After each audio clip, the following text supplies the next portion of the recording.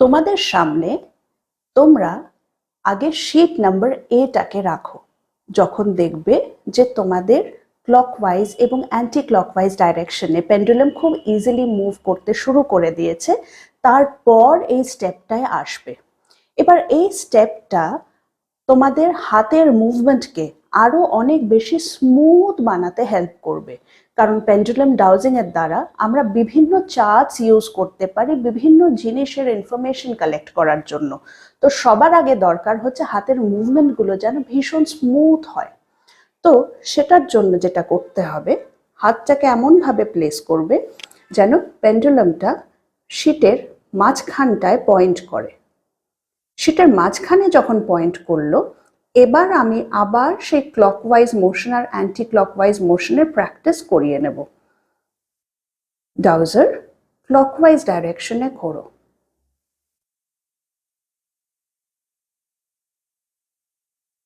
আমি এখন তোমাদেরকে যে টেকনিকটা দেখাচ্ছি সেখানটায় আমি ডাউজারকে মুখে ভার্বাল ইনস্ট্রাকশনস দিচ্ছি।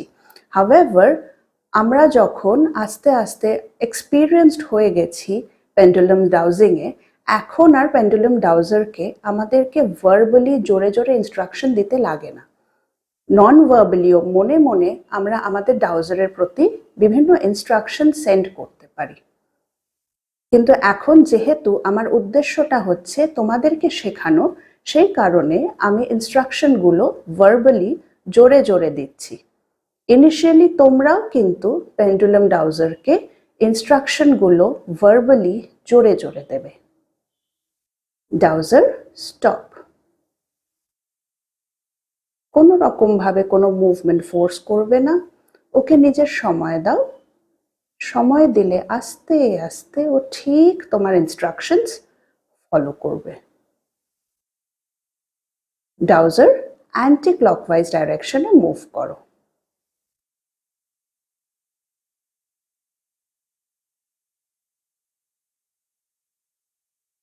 ডাউজার আরেকটু বড় সার্কেল বানাও অ্যান্টি ক্লকওয়াইজ মুভমেন্টের।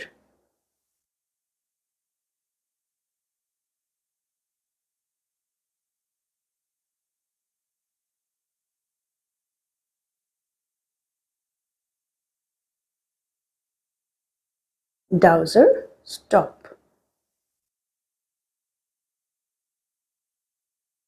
তোমরা প্রত্যেকেই দেখবে কারুর কারুর পেন্ডুলাম ডাউজিং ভীষণ ইজিলি হচ্ছে, কারুর কারুর আবার টাইমটা একটু বেশি লাগছে।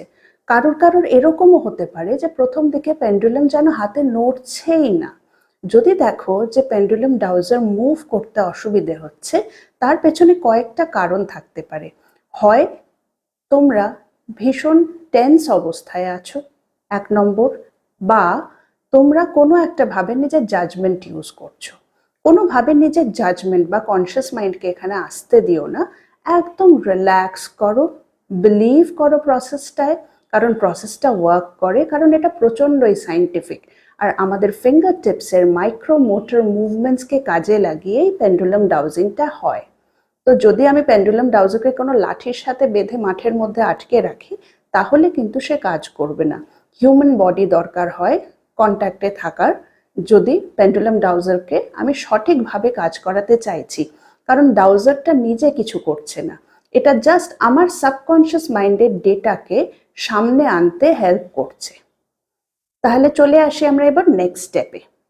নেক্সট স্টেপে আমি ডাউজারকে বিভিন্ন যে লাইনগুলো রয়েছে, এই যে ডাউজারের পেপারটায়, ডাউজিং এর পেপারটার যে বিভিন্ন লাইনগুলো রয়েছে, আমি ডাউজারকে ইনস্ট্রাকশন দেব যেন সে এই লাইনগুলোকে ফলো করতে পারে। রেডি? আমার সাথে সাথে তোমরা করবে। রেডি সবাই? ডাউজার এ টু বি মুভ করো, এ টু বি মুভ করো।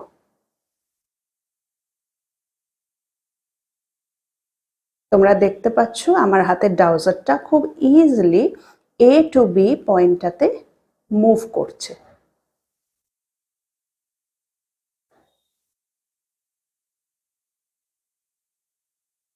ডাউজার এইচ টু জি মুভ করো, এইচ টু জি মুভ করো, এইচ টু জি মুভ করো।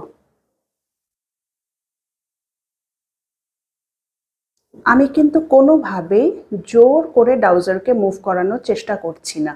ও কিন্তু নিজে নিজেই এই মুভমেন্টটা নিচ্ছে। আমার ইনস্ট্রাকশনটা দেওয়ার পরে ও বুঝতে পারলো যে আমি চাইছি ও যেন এইচ টু জি লাইনটায় মুভ করে। চলো আর একটা লাইনে আমরা ট্রাই করে নিই।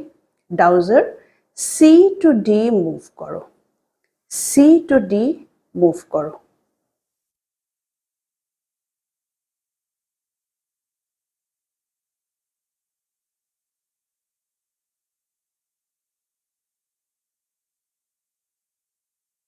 তো তোমরা দেখতে পাচ্ছ কেমন ভাবে আমার ডাউজারটা সি টু ডি লাইনটাকে ট্রেস করছে।